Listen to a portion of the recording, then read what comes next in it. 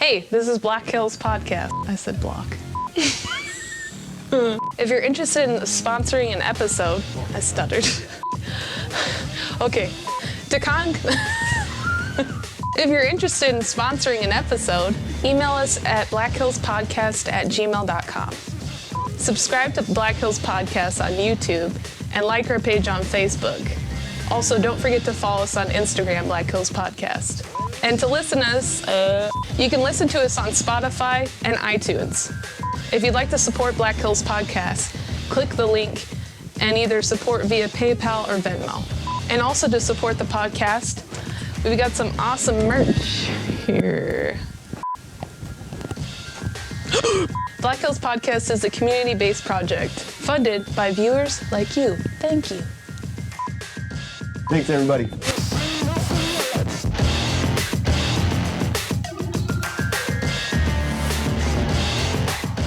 Thanks for joining us today. Today we have Captain James Johns from Rapid City Police Department. Yes. How you doing today? Doing well, thank you. Thanks for coming on, by the way, before no we problem. get started. No problem. It's been a crazy time here in the world, and Black Hills, watching them demonstrations going on, them protests. I don't know if they're really protests. It's more like demonstrations, I think. It is, the public out there, they want to hear, they want to be heard. Yeah. And that's the key, is that there's a voice out there that needs to be heard, that wants to be heard, and no matter what the subject matter is, if somebody wants to be heard, they've got that right. And we've had demonstrations and protests here in Rapid, and for the most part, they have been very, very well behaved, and people have followed the law. But it's understandable. When your voice isn't heard, you have that opportunity and you seize it so that you can be heard. Yeah, some people do. Yeah, the hippies were the ones with the loudest voice. The 60s and 70s, and now it's kind of changed. They're the quiet ones. Yeah, it definitely has. We see a lot of youth at the protests that we've seen, and it's good that people are getting involved. It's easy to sit back and not have that voice. Yeah, but we have some young people that are really stepping up to the plate and deciding they're going to be heard. It is easy just to sit back and ignore everything, and then just make comments on your social media. Oh yeah, and that's what a lot of people do. Yeah, 144 characters, right? Yeah.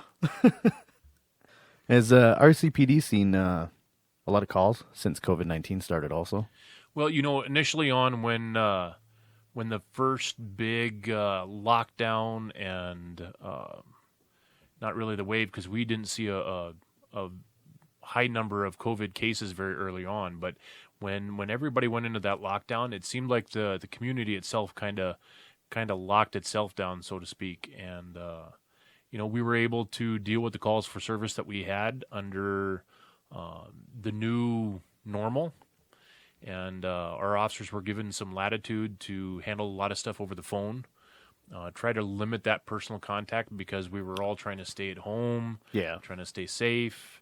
And that was the message that we were putting out to everybody. Well, if we had the opportunity where we didn't have to have that one-on-one interaction, we were going to do that. But we kind of had to step back and take another look at it because that was failing our community. The beginning of the whole COVID, when everybody started getting quarantined, staying inside, I did see a lot of crime, cars being broken into, businesses. We had that pawn shop burglary where a lot of guns were taken one night. Guns, yep. And then the second night, the same shop was hit again. And, that's not what our community needs.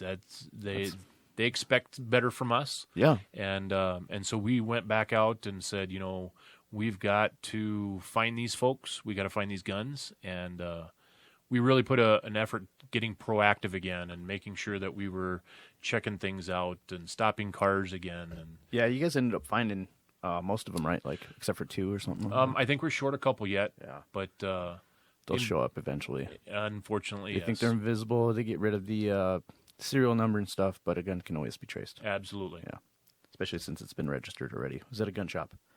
That's the last place you go to steal guns. Exactly. Yeah. That's why RCPD should actually like hire some criminals. They'd be like, "Oh man, we know where to get this." Yeah.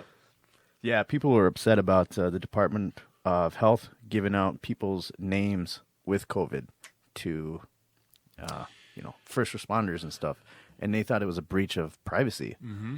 How did that help out you guys? Well, what it did was it provided us a safety net. It provided that layer that said, okay, let's make sure that if we're approaching this person or this address, we're taking all the necessary precautions that we possibly can take to prevent the further spread of COVID. Mm-hmm. The reality is that our first responders have contact with lots of people.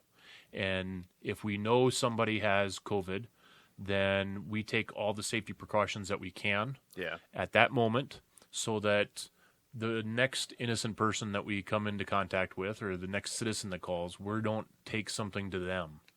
And so it really was a benefit to the entire community. There's no list out there. The Department of Health has their list.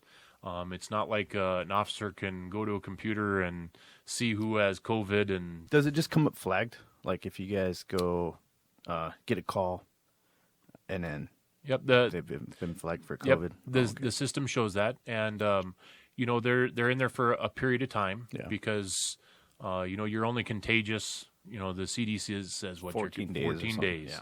So. Those are the precautions that we're taking, and we're just trying to keep the community as safe as we can, and we don't want to be the ones spreading it to other people as well too. It's a lot of weight on your shoulders to be dealing with the community in crimes and stuff also, and then having these calls and dealing with a virus. That's just another thing. Absolutely, and these officers are balancing that with the fact that. They've sworn to protect the community. They have this job, but they've got a family that they're going home to as well. They're worried about their loved ones at home. They're worried about their grandparents, all these other people that we come into contact with, and so there's an added stress. This has definitely put a little bit more on the plate, and our officers are absolutely doing fantastic with it. We had one officer that actually tested positive for COVID. Yep. And I saw that. He's a trooper. He's a great guy. And fortunately for us, his sickness wasn't that severe. He just got a cold. He got a cold and muscle soreness. He said he was really sore for a while, and so we've been very fortunate where that's concerned, and. We know this is having a tremendous impact on the community. There's still people that are very scared. There's still people that are very nervous about COVID, and we'll continue to take those precautions and be as safe as we can. But this is a community where the tourists are coming. Oh, they're coming. I drove down Main Street the other day and I saw license plates from Delaware and Virginia. Like Sturgis said too, whether you like it or not, it's going to happen. On. Yeah, and that's true too. They're just gonna. That's the thing, though, about Sturgis that they haven't thought about. A lot of people have canceled flights and all their plans for Sturgis Rally because of COVID when it started.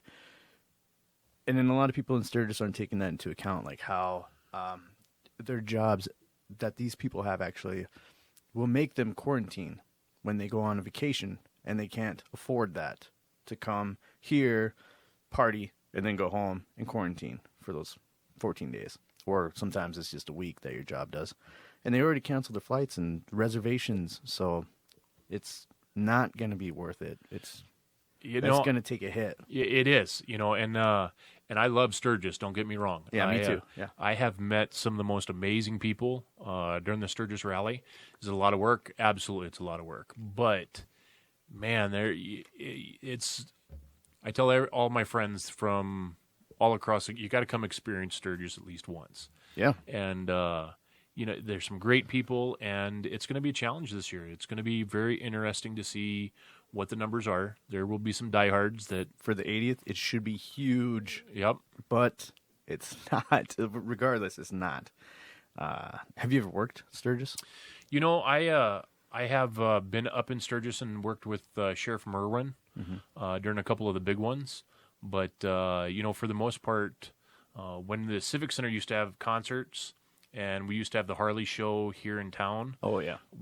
Rapid was packed. Yep. And, the old Harley Davidson was down on East Omaha. Where the pool and spa center is. Yeah. Yep. And, we used to cut that down into one lane of traffic. And, I mean, Rapid was absolutely packed with motorcycles. And since Harley's moved up to Sturgis and the Harley Davidson shop moved out to the interstate, we don't see the traffic near the level that we used to. Yeah, no congestion. It's just right off the interstate. Exactly. It's perfect. They got the perfect location for that. It's its own little Sturgis up there. It is. I've had Black Hills Harley Davidson on the podcast before, and I'll probably have them on pretty soon before Sturgis, talk about what they got going on. But they're really good to the community also around here. They are great partners in our community. They really give. We have the Polar Plunge. Yeah. For Special Olympics, they host that right up there in their parking lot. Oh man. They open up their whole warehouse there so people can get warm when it's super cold out, and they are a tremendous community partner for Rapid City. And for a week they're jamming up there, and it's all good. It's all good for us. Yeah, there's a few cops that ride too, and I mean it's kind of a blue collar thing. Nobody will judge you when you're on your bike until they find out you're a cop, and they're like, "Oh man!" I mean, everybody does something illegal during Sturgis, like getting a little crazy with the throttle or something like that. But I'm gonna get way off track here. So one of my buddies, he's National Guard, and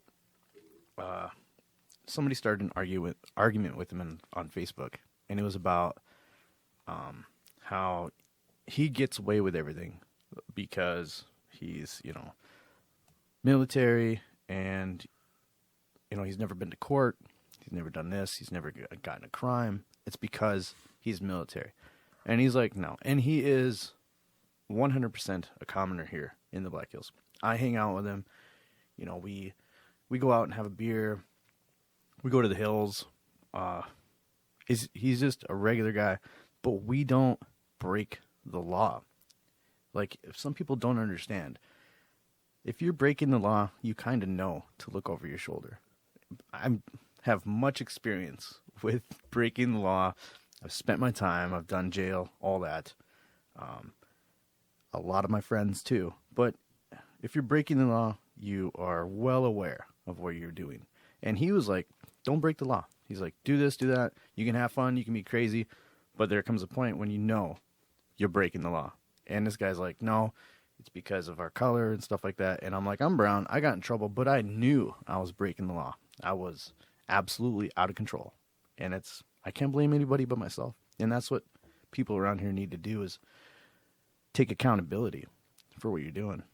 Absolutely. There's a high level of people that, a large amount of people that they know what they're doing is wrong, and they continue to do it. And nobody's immune from this. I mean, God bless him, my brother did time, and you know what you're doing. You call up your brother and say, dude, what are you doing? you know,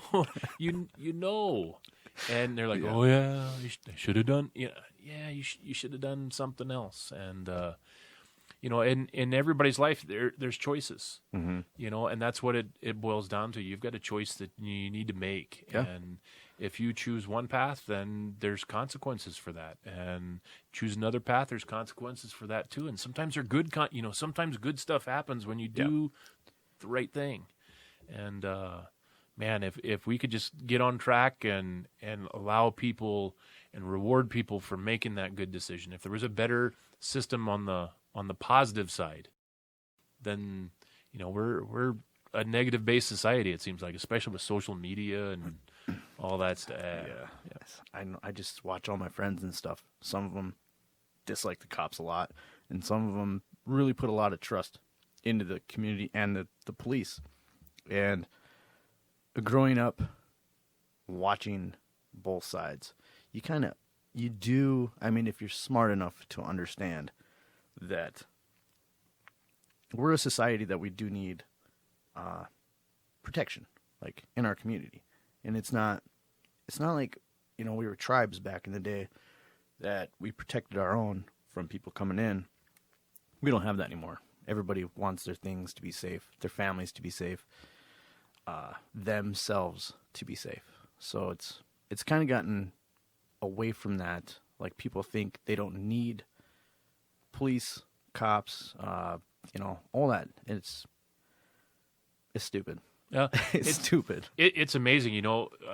I'm fortunate that I'm in charge of the patrol division right now, and I get to work with some of the most caring and intelligent people that you'd want to meet. Yeah, and they get it. They're out there. We've done the trauma-informed policing training, and we're taking those next steps so that we can have those very real conversations and help people. Back in the day, a police officer would show up, take a report, arrest somebody if it was needed, and move on to the next thing. And now we're challenging these guys to be psychiatrists and mental health counselors, and saying, here's what we're trying to do to help fix a family. And one of the neat projects that we're working with right now as part of our collective healing grant is we're working with Volunteers of America, and we're going to buy. Let me take a step. I got this officer who went to Walmart, and the Walmart security. This was a couple years ago. They had arrested a young woman who was stealing baby formula and diapers for her baby, and they wanted her arrested. And this officer, he took the report, did all the paperwork, put this young mother in the back seat of his patrol car, and then went back into Walmart and out of his own pocket bought the formula and the diapers, and then took her home. And the stories like that don't get shared enough. But we took that, and one of our Jamie Kirsch is her name. She's part of our community-based crime reduction grant that we're working on.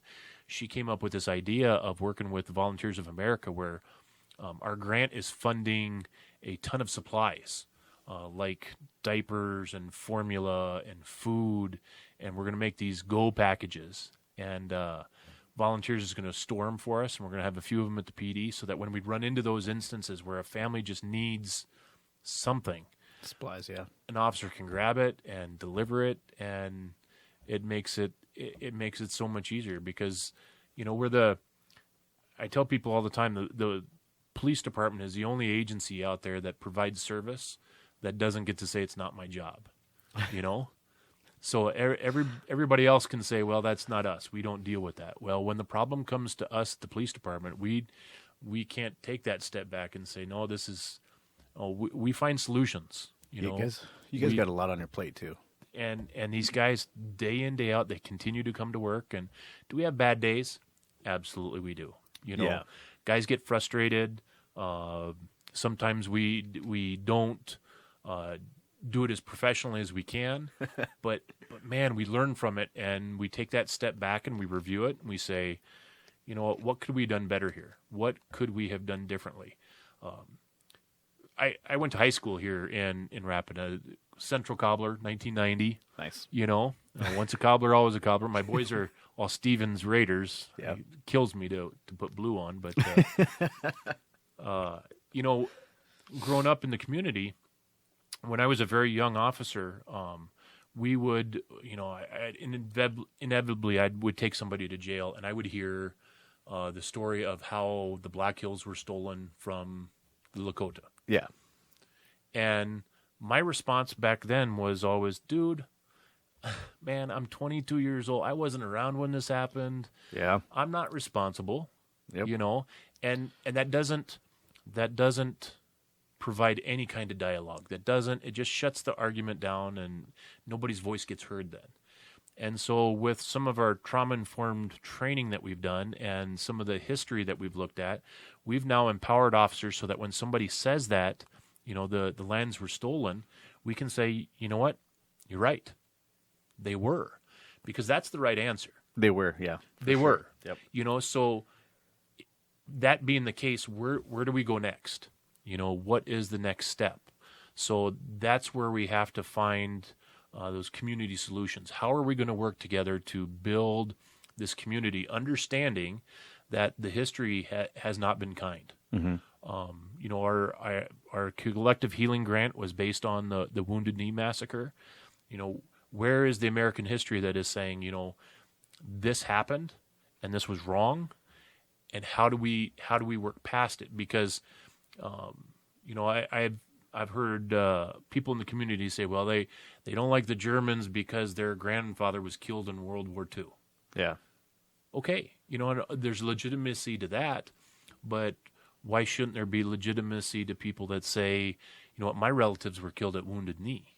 The Black Hills. It's the Dakota territory. Absolutely. And yeah, I've had a talk with some people representing the Lakota, and it's very difficult. Like, every single state kind of has their own dirt that they deal with, like Texas and Mexico.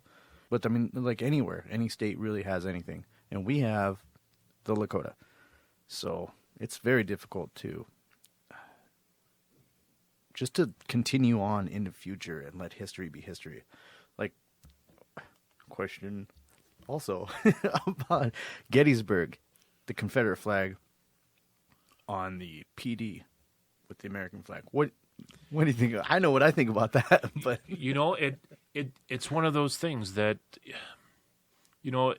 everybody says you can't rewrite history, but yeah.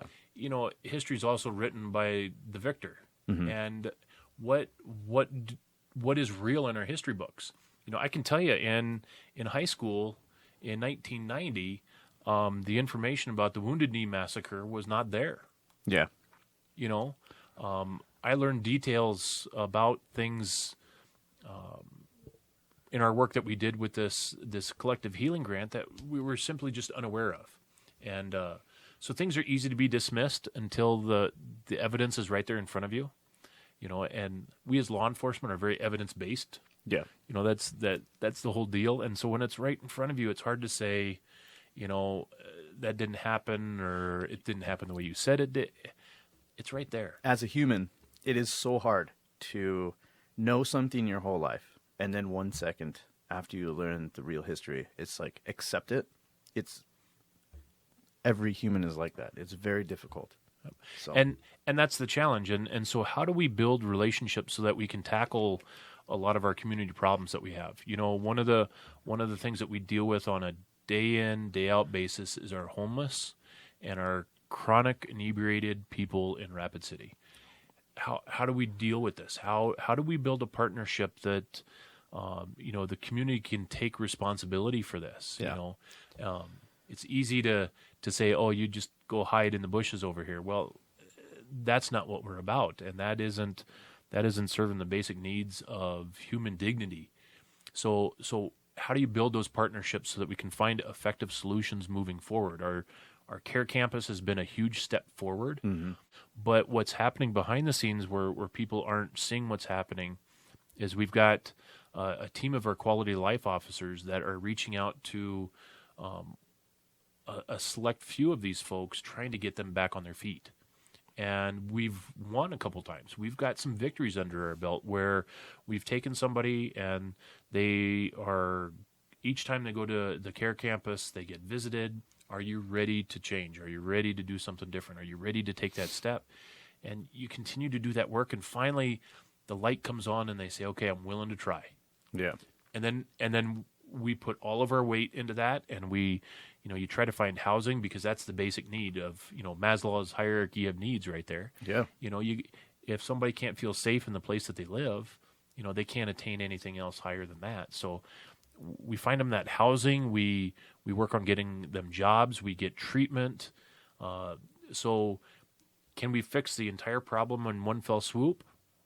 No. Absolutely not. But let's pick off one here, let's find one here, and really get those wins under our belt and be proud of that and move on to the next one. Every city deals with, the poverty, the homeless, the addicted, and it's the same. I mean, like, but like people who've lived here their whole lives who haven't moved and lived somewhere else, it's the same, and every police department deals with it different.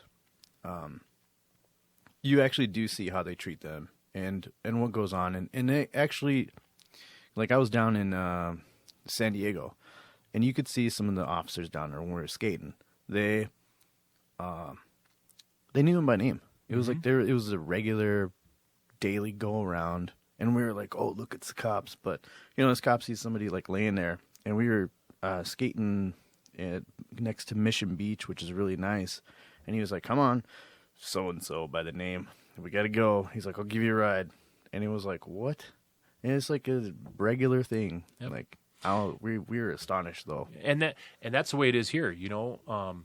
20 years ago when I was working the street, I knew I worked the downtown. I loved being it was car 3, and it was an old van that we would drive around, and we'd go check the bike path and make sure that nobody was in trouble down along the bike path and stuff. But I knew the guys, Moses Bellman and Vernon Yankton and Randy High. They're good people. You get to know them. Yeah. And when you have that relationship, when you can walk up to somebody like old Moses and say, "Hey, Mose, it's time to go. Let's go." And be like, "Oh, Johns, you got me." And it's all about that relationship. It is, yeah. And if you're not willing to put that effort into a relationship, one of my best friends at the police department, who's since passed away, Joe. He taught me how to go, and those little cotton jersey gloves. They're like you can buy like a 10-pack for $10. Yeah. At Runnings. Yeah. Well, when I worked the streets, I'd go buy a pack of these things, and then on cold nights, if you ran into old Moses, "Hey Mose, you cold? Yeah, here's a pair of gloves." Because that was buying that relationship for down the road when Mose was really out of control and needed some help. Yep. I could say, "Hey Mose," and he'd look at me, and he knew who I was, and I knew who he was. There's value in that relationship. Absolutely, there is, big time. I've known cops that have caught me when I was out of control, and I mean that's kind of what broke that hysteria, was knowing and having a comfortable face there. So it was, yeah, I'm the right guy to talk to for this. Do you think educating the community would help crime go down if that community actually knew more about the laws and stuff? That's an interesting question because probably not. When you look at what we arrest people for, I think everybody knows simple stuff. Yeah, simple stuff. Don't get drunk and get behind the wheel of a car. We arrest people for that. Don't beat up your spouse. Don't beat up your best friend. Don't stick a knife in somebody. Yikes. We're not out there arresting people for obscure little things and stuff like that. I mean, it's and honestly, we've really tried to cut back on our arrests using the care campus and other options so that the jail doesn't need to be full. Yeah, and we know that, and they don't want to be full, but some things people need to be put in handcuffs and need to go to jail and need to see a judge about. Officer Dylan. Was that Schieffer? Dylan Schieffer. What he did with that kid playing him in a game of skate. Oh, it was awesome, man. It's getting a lot of traction, and I've had a lot of friends hit me up about it. They were like, "Is he gonna come on too? Is he gonna be on the podcast?" I was like, "No, I don't think so, but maybe someday." But that was, stuff like that. When I was a kid, I was a huge skateboarder. Like something like that when I was a kid would have blew my mind. It would have probably changed my thought on things as an adolescent for the PD, and that is really cool. Well, Dylan is a great story. He, he's a young officer, but man, he carries so much with him. I took him to Blackhawk Elementary School to meet a bunch of kids. My wife is a teacher there, and we were having the nice Read Across America Day back when school was in session, and so I had a couple officers that were reading stories to these kids, and Dylan came along. Well, Dylan turns out was a student at Blackhawk Elementary School, and even knew some of the teachers yet that were still there. And so that was a just this cool little dynamic. But Yeah. Dylan has got a soft spot and works really well with kids, and that's one of our really proud accomplishments is our liaison program, where we've got these officers that are in the schools meeting kids, and Dylan is part of that. Dylan has been involved in these schools and has been part of our suicide prevention. You know, suicide is a huge problem in our youth. It is big time. And so Dylan was brought aboard to help with that, and you know, he's got a knack for dealing with kids. He's for building that relationship. Some of us don't. You know, there's some people that just, you know, hey, kids aren't my thing. Kids don't. You got that authority dad thing going on, and then some of us, we just blend right in. I'm about 40, and I run into some, and they're just like, "Hey, man, what's up?" Like one of us. I'm like, it's amazing. A friend of mine, I coached baseball with him, and kids will like run through fire for this dude, right? He's a great baseball coach, and the kids absolutely love him.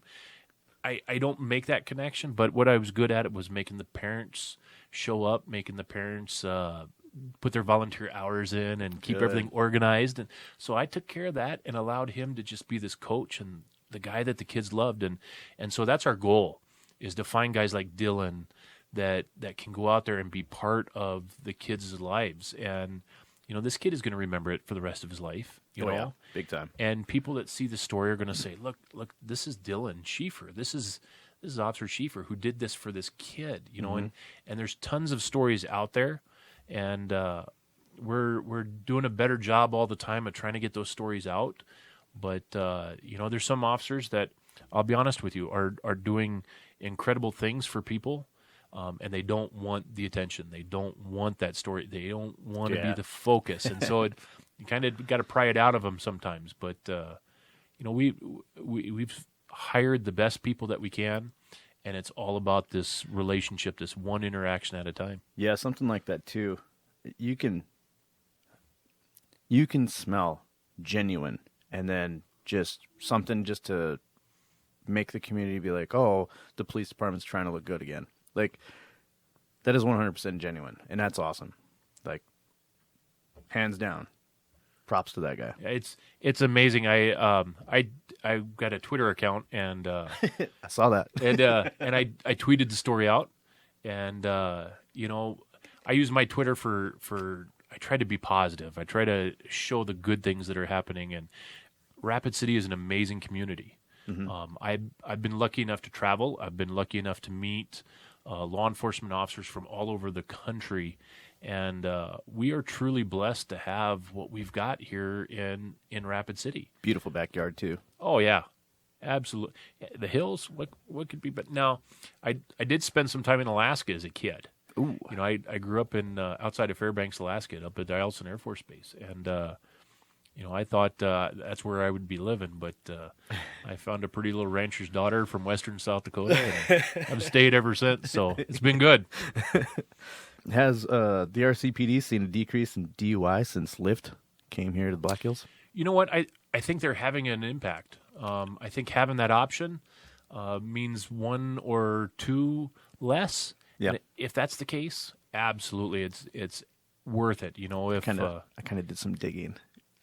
And I looked at the numbers from,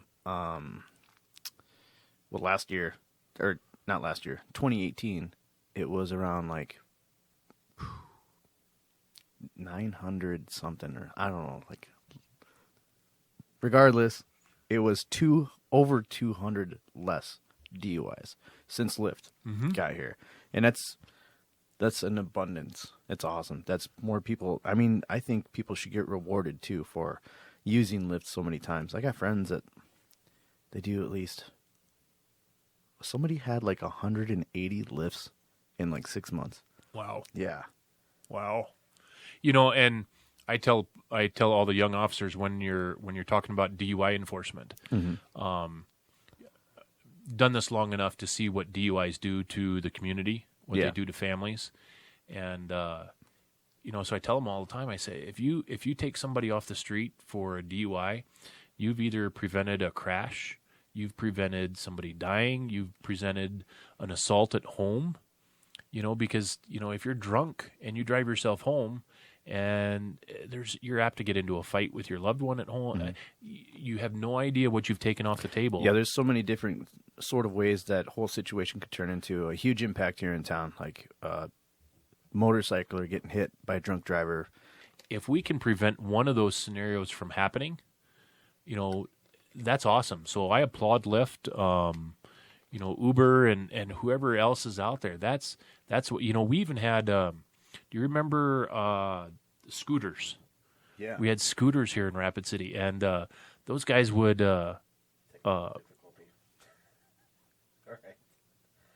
they would put that little scooter in the trunk of your car and drive your car home. Yep. And, there were people complaining about those scooters driving down the road in the middle of the night and everything. And I'm like, dude, it's helping. It's a small price to pay to get somebody home safe. Absolutely. Yep. It's one consequence for a big consequence. It's like a little sound, let it go. Yep. What are your thoughts on marijuana being legal here in South Dakota since it's on the ballot? Well, it is on the ballot. I got to tell you, I'm not a fan of marijuana, because just like alcohol, when you impairs it impairs your thought, and people make bad decisions when they're impaired. And whether it's whether you want to call it a gateway drug, whether you want to call it the sit at home and get fat off Cheetos drug, whatever it is for individuals, you've got people making bad decisions. And so what I've seen and my own personal experience working this job is that meth is our number one problem. Yeah, that was one of my questions also. Is that big? Meth is still huge. Meth is still a significant plague on our society. And nobody ever goes and says, you know what? I'm going to try meth today. Yeah. Nobody does that. But what people do is they'll go to a friend's house and there'll be a little bit of a party, and they'll either drink or they'll get stoned. And then somebody says, hey, look what I got. And then the next thing you know, you make a bad choice and you're hooked on meth. And meth is designed by its nature to hook you immediately. I follow a lot of things in Mexico because I've got a lot of family there, obviously. And the cartel started mixing it with fentanyl. And they used to get their fentanyl from China. China imports the fentanyl to Mexico, and then they take it in the fields, and they make their meth and their coke with fentanyl to cut it, because you can make 5 times more and sell it 5 times cheaper everywhere. And since the coronavirus, the cartel actually had a problem trying to get all that fentanyl in from Mexico, from China to Mexico. So they ran into a huge problem with a lot of the users not having that supply. And then it really got out of control everywhere. So that's it.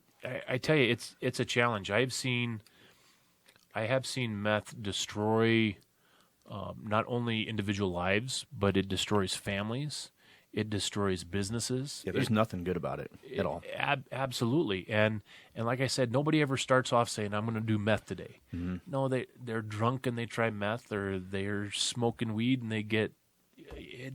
It's just, it's a different, it's very different how you fall into it. Yes. And usually it's by association. Yes. 100%. As soon as you start doing something like that, you got to kiss a lot of shit goodbye, because it's going to eat your life away from the inside out. Like you, and then just attachments around you all over. I've seen it. Yep.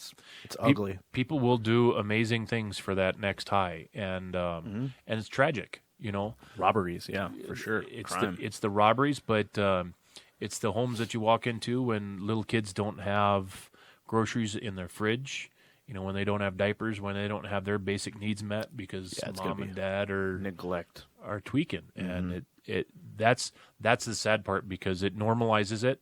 When you're 5 years old and your dad is tweaking, all of a sudden it's normalized, and you don't think it's that weird for meth to be in your house, and that's the scary part. Me and a lot of my friends, like we hate like watching other people get involved with stuff like that, because then we have to take a step back and say goodbye, because there is no way nowadays, like we're smart enough to know that it's not good and it's not going to get you anywhere, and all it's just going to do is get you in trouble, prison. It's just ugly. I don't know. Nothing ever good comes from it. Period. Yeah, they get pretty violent too. They get pissed off all the time. Oh yeah, that's one thing I've always noticed. Some dude tried to square up with me a couple times a long time ago. This is like 10 years ago downtown, and he was just all crazy because we had money on us. We're like, get out of here, dude. This is fun. Thanks, man. This is a good conversation. Yeah. Yeah, I like to have real conversations, like, I don't know, that's okay. Everybody knocks the mic. Having experience from my point of view in a lot of stuff, and living here in South Dakota, being like, nobody cares what my genealogy says about my culture or what I am. It's just like, I have seen racism here, but then everywhere I've ever lived and gone, I've seen the same amount, and it's not any worse. I mean, it's kind of subtle, quiet, but I mean, it's not a big, like, I don't know. The Native community has a different perspective, so I can't really talk on that because I don't know. But once a year at least, my family, my parents, will get something said to them, and it breaks my heart just to see stuff like that.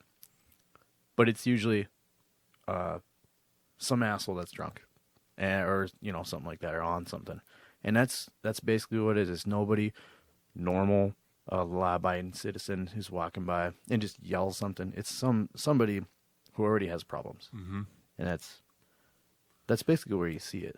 Yeah, Somebody. Think about this. I mean, the reason people drag others down is because they're unhappy with themselves, and that seems to be the biggest thing. The biggest people that hate, I think they hate because they hate themselves. Oh yeah. And it's just sad. If we could just get past that, if we could just work past that, because there's too many good people in Rapid City. Yeah. This town is full of the good people, and to allow that small minority of thick-skulled people to do stupid stuff and that define us is unacceptable. One of my buddies, he's a big redneck. He got a hold of me, and he wants to have a podcast about racism, because he is not. He's friends with so many of different cultured people, and I know, and he's kind of broke up about it, taking a lot of shit for it. So I told him, yeah, I'll probably set something up, and we'll probably have a conversation about it, because that's what this Black Hills podcast is for. But yeah, it's affecting a lot of people here in our own community. So it'd be kind of good to talk about it a little more. It's hard. It ruffles feathers. Mm-hmm. It definitely ruffles feathers to talk about stuff like this. Nobody wants to. Everybody wants to ignore it. Everybody wants to go back to normal. If you want to do that, just turn off your social media, because that's what fires up a lot of people is social media. So, I mean, if you don't want to hear about it, it's not all negative either. Talking about these things actually can improve some of the situations. Absolutely. Mm-hmm. Right now we're not doing ride-alongs because of COVID and all those things. But man, when we get back in the swing of things, if people have questions, if people want to meet us, come do a ride-along. My favorite thing is, there's always that argument that we pull people over based on the color of their skin. Yeah. Okay. Well, yeah. I'll let people do it. You'll sit in my car, and I'll show you how hard it is to drive. Pay attention to the call screen and the radio, and then when your radar goes off, you lock it in, and you pull somebody over for a traffic infraction. You don't have time. You don't have the ability to say who's behind the wheel. You just don't have that ability. Yeah. And I know this guy's brown. He colors his hair though. Let's get him. Yeah, It's a challenge. So it's all about that conversation. It's all about, if somebody wants to have that we're more than willing to sit down with people and say, okay, here's what happened. We can show you the facts. And that happens all the time. Somebody recently complained about a speeding ticket. Mm-hmm. And this is a great conversation I have with brand new officers because we have officer discretion where if you get pulled over for doing like 47 in a 30, okay, so that's 17 over, and it happens, believe it or not, it happens quite a lot. And so the officer has the discretion to either write that person for 17 over or to give them a break on their speed so the ticket is less, and they can write it for 5 over. So a lot of times high-speed tickets get written for 5 miles an hour over because it's the cheapest ticket there is. Right. And, it's the officer just being nice and trying to cut somebody a break, trying to get voluntary compliance, but cutting a dude a break. That's another thing that I saw on social media was a cop was actually talking about that. They, like, if they walk up to somebody and they're like, all right, you got me, like, I was speeding, and they're like, okay, well, at least, here you go.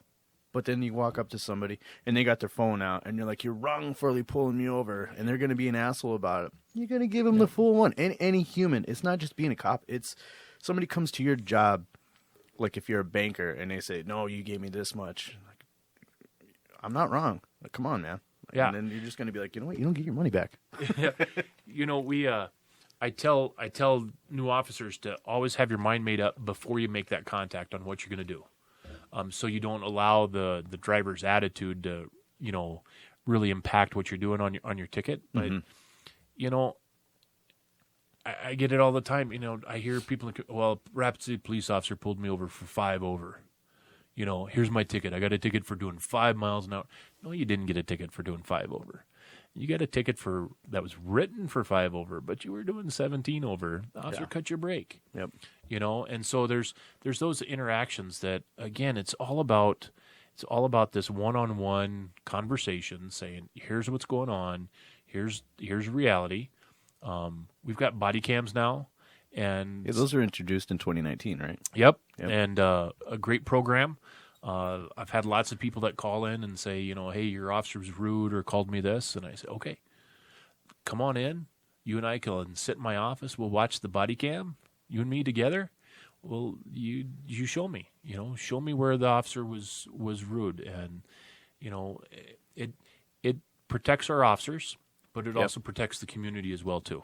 Absolutely. That's the key. So we can use these body cameras, to everyone's advantage, and that's been a hard thing too for police officers, is having everything recorded.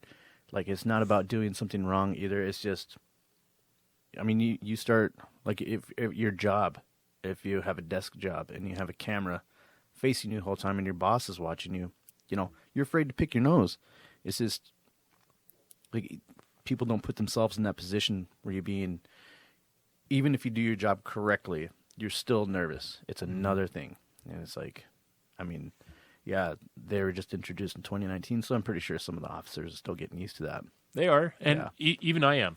When I hit the street, when I put a vest on and put my gear on and go out the street, I got to remember to turn that thing on. And we've got it set up now where if we turn on our lights and siren in the car, our body cam can kick on.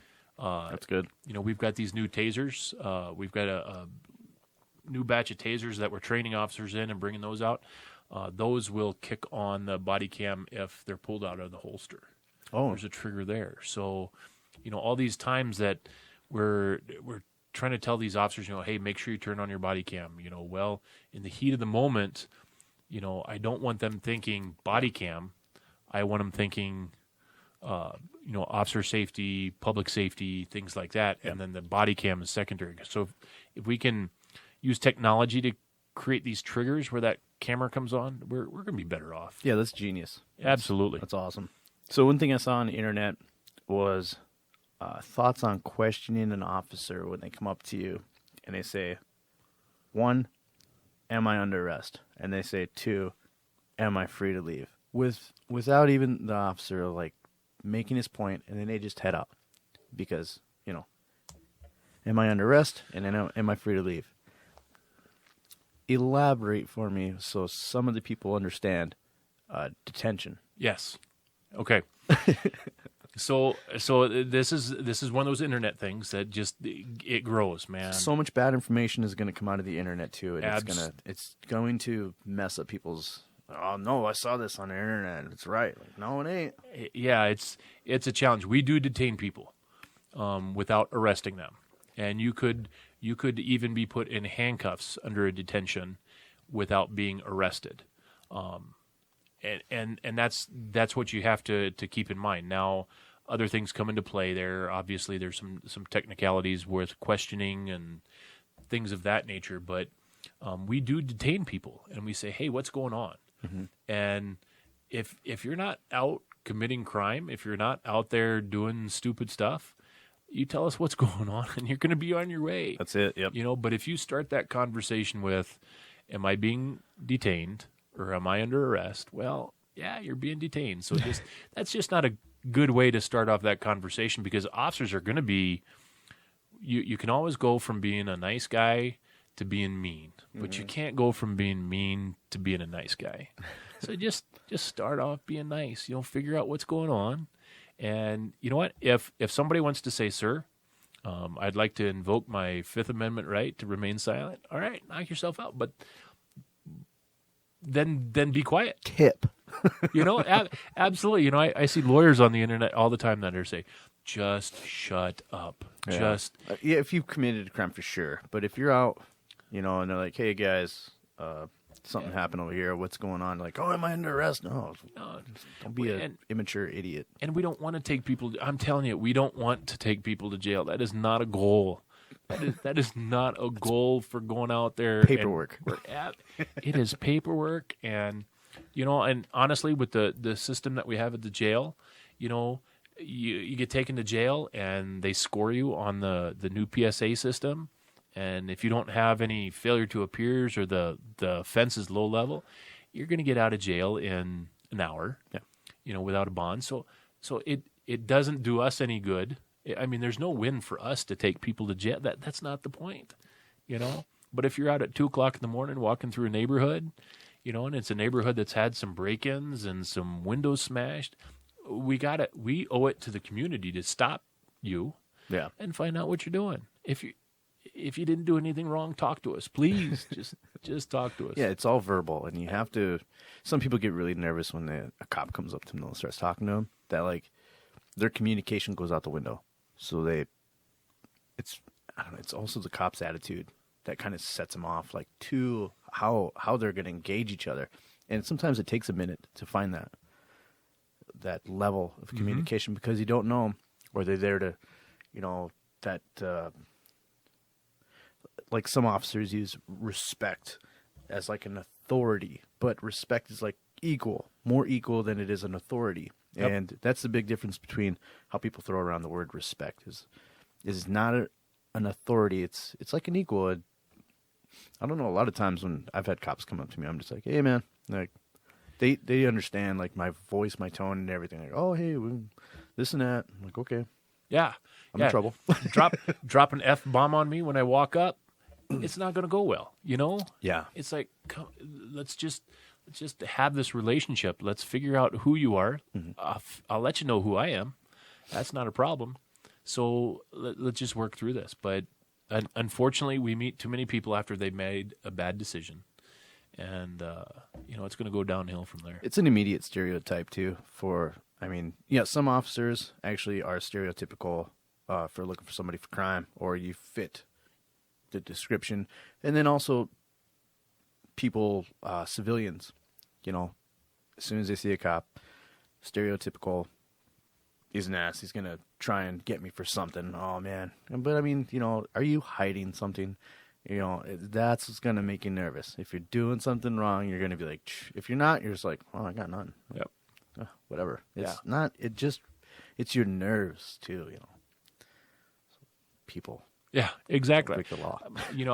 I go to a meeting, or I go somewhere with my wife, and I walk into a room, everybody realizes the cop is there, and the conversation changes. And we're just dudes, dudes Yep. and dudettes. Yep. We got some great female officers at the police. I say guys all the time, but we've got some outstanding female officers in our department that are just, hitting it out of the park themselves. And what a challenge for them.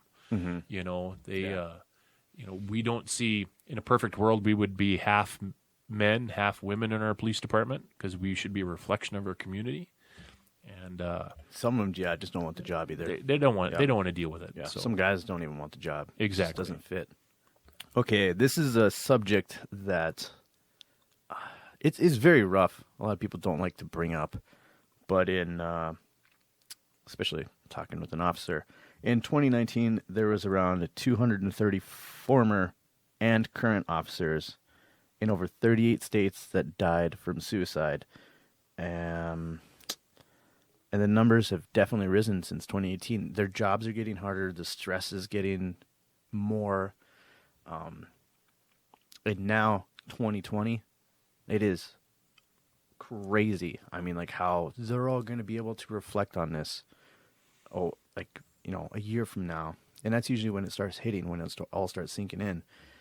Mental health with the officers and stuff is very important. Are there ways that the police department actually helps officers with mental health? Well, that's a big program that we jumped in with both feet on. We've got a peer support program down at the PD where other officers can reach out. They can identify officers that are appearing to be in trouble, and it's one thing.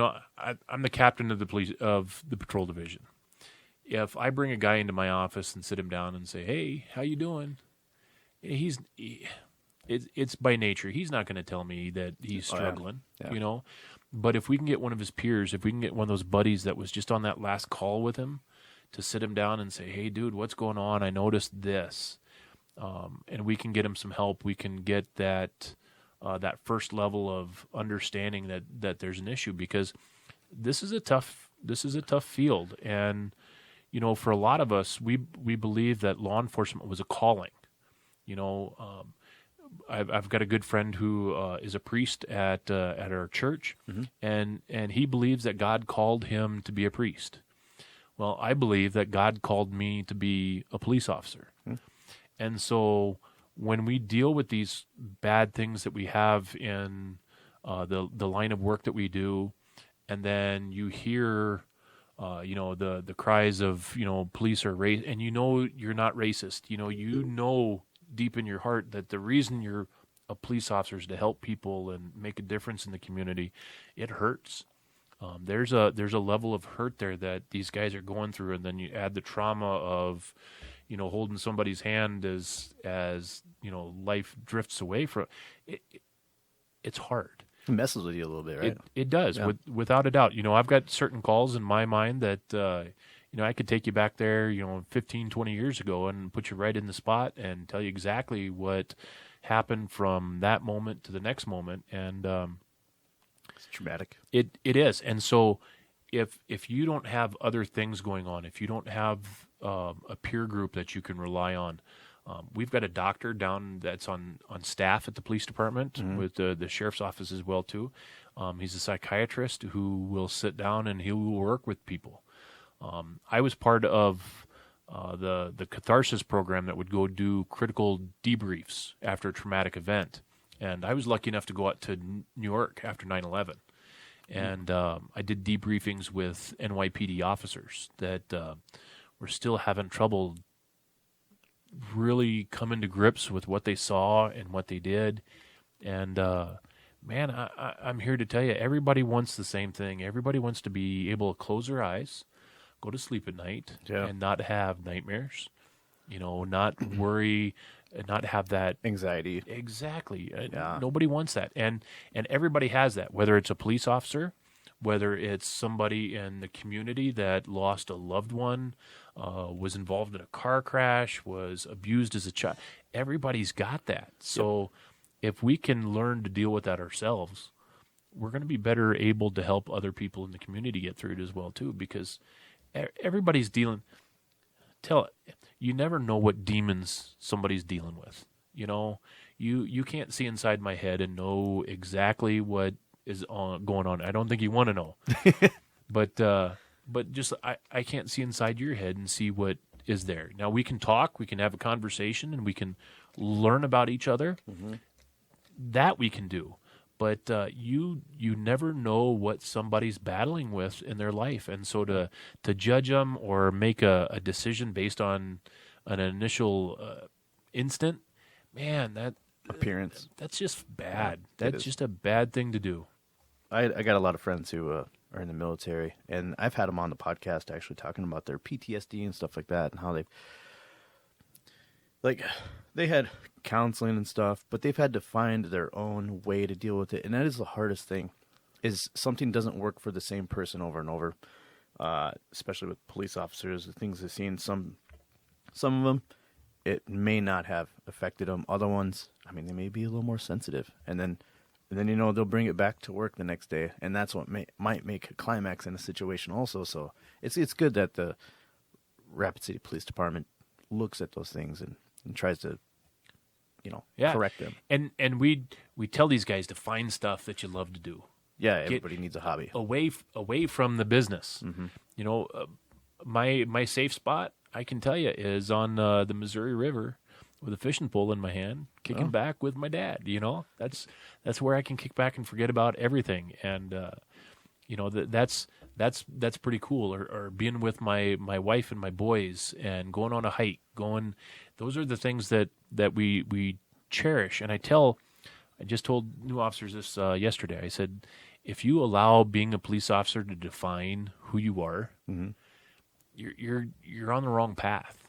Oh, you can be a police officer, but you need to be a spouse.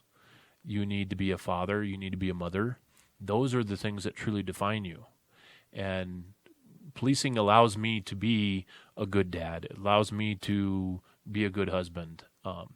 But deep down, this is a calling. But if you ask me who I am, I'm going to tell you that, I'm a husband and I'm a father of 3 boys. And as my job, I go to the police department and I work. Yeah. And that's the key. If you allow this to define you, because it can all be gone in an instant. You could twist a knee, blow your knee out, hurt your back, whatever, and then all of a sudden you can't be a police officer anymore. And then what are you doing? I tell these kids all the time, when you're going to school, a criminal justice degree is really cool. As long as you can assure yourself you're always going to be a police officer. Yeah. Go get a business degree. If you go get a business degree, I'm still going to hire you at the police department because we're hiring bright people who can make good decisions and can think for themselves. That's the goal of finding good people. Yeah. I'm not worried about your degree being in business or criminal justice or anything like that. You've shown that you've set a goal, you've accomplished it, and you got your degree. Now, if you get into law enforcement and you realize, hey, this really isn't for me, and you leave and you've got a criminal justice degrees don't apply themselves well to the business world. They don't apply themselves if you want to go work at an engineering firm or something like that. So I tell kids, if you're going to make that investment, that's a good tip. Do it in business or engineer. Get one. Sergeant Tim Doyle is a perfect example. He's got an engineering degree from the School of Mines. Yeah. The dude's brilliant, and so, but he came to and wanted to be a cop, and he loves being a cop, and he's a awful good sergeant and does wonders for our juvenile program. But you know what? If it's gone tomorrow, he's got an engineering degree. He's got that engineering. Yeah, that's a good idea. Business degree. There you go. Here's a bit of information, everybody. From RCPD, calls of service in 2019 was 142,189. 142,000 calls in 2019. Holy crap. Yeah. That's more than the population. Oh, yeah. Arrests in 2019 were 8,243. That's a fraction of the calls. Yes. Former complaints in 2019 were 2. 2 formal complaints for the 142,000. And then informal complaints in 2019 were 10 for the 142,000. That's, like, any way you look at it, even if some of you out there are skeptical about ways to weasel out of anything, if you think the PD's doing that, that's a tremendous way for the PD to be working. There's such low numbers. Formal complaints too. That's outrageous. You guys are doing a great job. Thank you. Yeah. Thank you. And we're not afraid. Years ago I was a lieutenant, and a guy called the police department upset, wanted to file a complaint about an officer. Mm-hmm. And the sergeant that was on duty handled the complaint and looked into it, and he came to me and he said, we got a problem. And we had an officer who was using his authority to search people's cars. Now, yeah, we don't need to search every car we pull over. Right. And so we got a dude out there who, unbeknownst to us, and this is before body cams, before we had body cam and video and everything like that, he was searching every single car that he pulled over. And so when the sergeant asked him about it, he said, why did you search this person's car? And he said, because I can. And so we're like, time out. Yeah. We've identified a problem. So we bring this guy in and we talk to him, and we're able to adjust his behavior. We're able to adjust his training so that we get away from this. So this citizen that called and complained about his daughter's car getting searched by an officer did us a favor because we were unaware that was happening out there. Mm-hmm. And so if you have a complaint, we will listen to it. We absolutely will listen to it. We'll look at the facts, and we'll get back to you. That's the other thing. You can call and complain. We're going to let you know if it turned out one way or the other way or this way. We're going to talk to you about that. But sometimes these complaints come in and they're valid, and we did something wrong, and we're going to fix it. We're going to adjust the way we do business. And for this young officer, bless his heart, he's out there. He was brand new, and he's trying to do his best. And he's thinking, hey, since they gave me consent to search, I'm going to search their car. Okay, well, let's have a reason. Yeah. Let's have a reason for why we're doing what we do. Did you smell something? Were they trying to hide something under the seat? You can't pull anybody over and just say, hey, can I search your car? Well, come on. So we try to do better. You're gonna find a bad apple in any job and any profession. You're gonna find a bad apple, and I think the screening process for any law enforcement, it's got to be a little bit tighter, especially nowadays. Just because guys finish Western Dakota Tech's law enforcement program, mm-hmm. It should not be a shoo-in. Like, are you right? Just because you pass this and you're good at doing book work, are you good at verbal communication? Are you always on high alert and just, too fidgety and then quick to taser somebody or something like that? There are real situations like that. Without a doubt. Yeah. We have probably the most extensive background process that you will see anywhere in our state, for sure. When we hire somebody, we've sent investigators down to Georgia. We hired a young man out of Georgia, and we sent an investigator down to Georgia to talk to his employers. Yeah. And, we do that. When I used to do interview, I went to Minneapolis. We were going to hire this kid that was coming in. We're doing his background, and I start digging in and start talking to his friends, and I show him this list of people that I'm going to be talking to. Mm-hmm. And I said, these are the people I've got interviews lined up with. What's the worst thing that they're going to tell me about you? And he looks at me and he goes, that I like to smoke dope. Like, dude, You're going to be a cop. Yeah, and so no, you're going to find another job somewhere else, but it's not going to be with us, But they're extensive. I mean, we do boots on the ground backgrounds, and good. We'll find out where you live, and we'll go knock on the doors of your neighbors and say, hey, what's this guy like? Well, he parties till 3:00 in the morning every night. Okay, well, let's have a chat. Let's figure this out.